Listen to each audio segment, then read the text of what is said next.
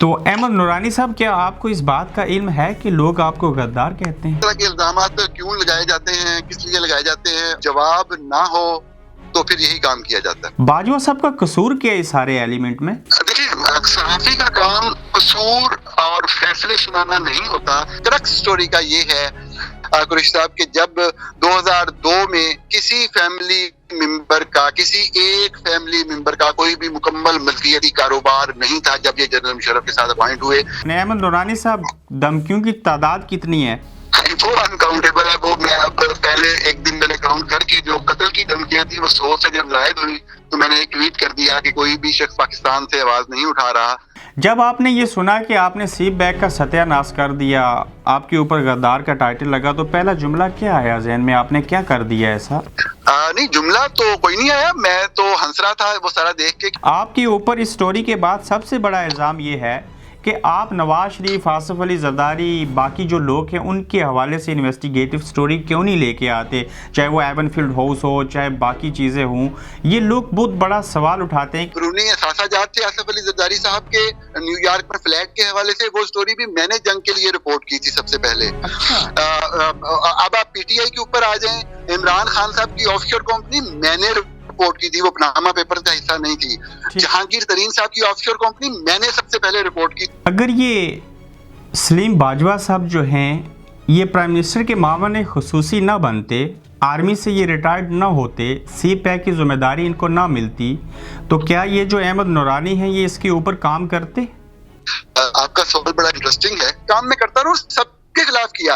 और अब अगर फौज के किसी बंदे के खिलाफ कोई मामला आया है तो यकीनी तौर पे मेरा फौज के खिलाफ ना कोई एजेंडा कभी रहा है ना है।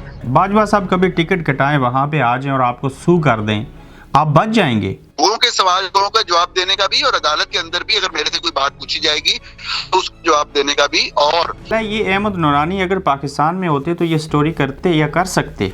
ये सवाल बहुत से लोग पूछते हैं और मैं यकीन माने कुरैशी साहब, मैं हैरान हो जाता हूँ उन लोगों के ऊपर। तो ये चीज तो बिल्कुल मैटर ही नहीं करती मैं कहाँ पे हूँ या कहाँ पे नहीं हूँ। और पाकिस्तान में होता है तो यकीनन ये स्टोरी ज्यादा धड़ल्ले से होती है। और आपको जो वजाहत सामने आई, नजर आई, उससे आपको क्या लगा? जो वजाहत सामने आई, सबसे पहली बात ये कि उसने मेरी स्टोरी के एक एक पॉइंट को वेरीफाई किया।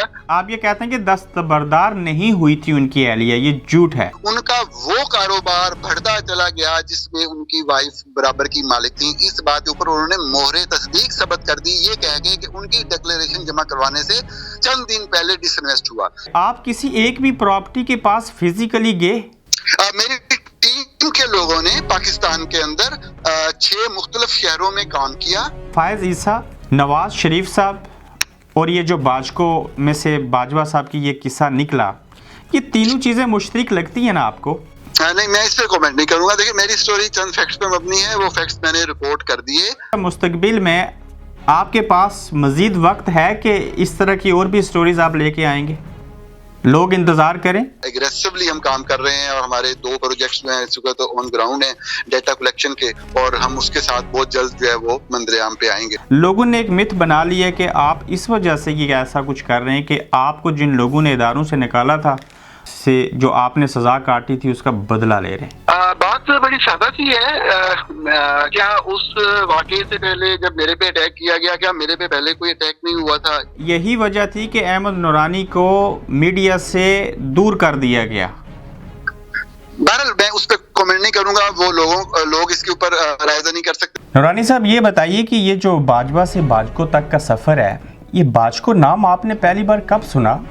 ये सबसे पहले सोशल मीडिया के जरिए मेरे नोटिस में आई बात। साहब, कि आपने पाकिस्तान को क्यों छोड़ा? वजह स्कॉलरशिप थी या डर खौफ था या अजीतें थी और सोबतें थी जो बर्दाश्त से बाहर हो गई थी? हमेशा से रही है। मैं कोई पहला बंदा नहीं हूँ जो इस तरह की किसी चीज का टारगेट बना, माजी में हमलों का निशाना बना, मेरे घरों पे रेड्स हुए, अटैक्स हुए। अब जब आप इस स्टोरी को कर रहे थे तो कहाँ पे आपके जहन में एक सवाल आया कि शायद मैं ये करूँगा तो इसमें हो सकता है कि कुछ चीज़ें ऐसी हों जो मैं सबूत के तौर पे साबित न कर सकूँ? कभी भी ऐसा लगा? ये जितने 27 चैप्टर हैं इसके।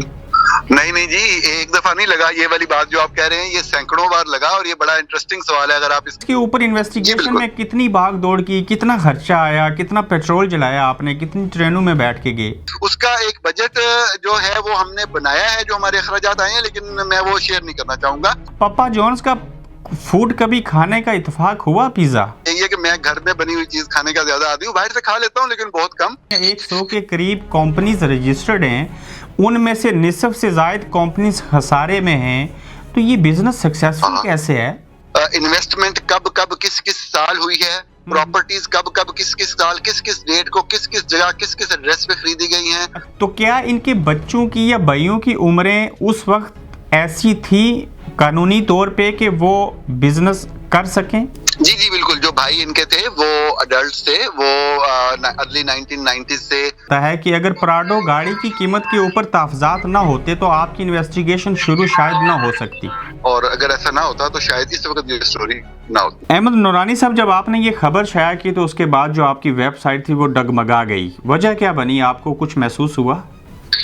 नहीं, जो वेबसाइट के डगमगाने का मसला था, तो उनका जो इस्लामाबाद में एक बहुत बड़ा महल, या मैं उसको फार्म हाउस कहूँ, उसको आपने मेंशन नहीं किया। आपने अगर स्टोरी गौर से पढ़ी है तो आपको पता लग गया होगा कि ये सिर्फ बिजनेसेस के बारे में है। पाकिस्तानी मीडिया से गिला शिकवा? मीडिया से गिला शिकवा तब हो सकता है कुरैशी साहब जब मीडिया आजाद हो। सबसे अच्छी वो स्टोरी कौन सी थी जिसके ऊपर आपको लगा यार कि मैंने बड़ी मेहनत की थी और ये मुझे ज्यादा अच्छा लगा, मजा आया करने में? देखें, ये बड़ा इंटरेस्टिंग सा सवाल है। आपके ऊपर इतना कुछ हुआ, कभी जिंदगी में ऐसा ख्याल आया, डर, खौफ या मायूसी जिसको गुनाह कहते हैं, वो कर लिया जाए और छोड़ दिया जाए सहाफत को? बस ये ख्याल जब आया होता तो फिर छोड़ दी होती। अहमद नूरानी साहब, आपके वक्त का बेहद शुक्रिया। बहुत शुक्रिया, बहुत शुक्रिया। अस्सलाम वालेकुम। आप देख रहे हैं गोरखधंधा अब्रार कुरैशी के साथ।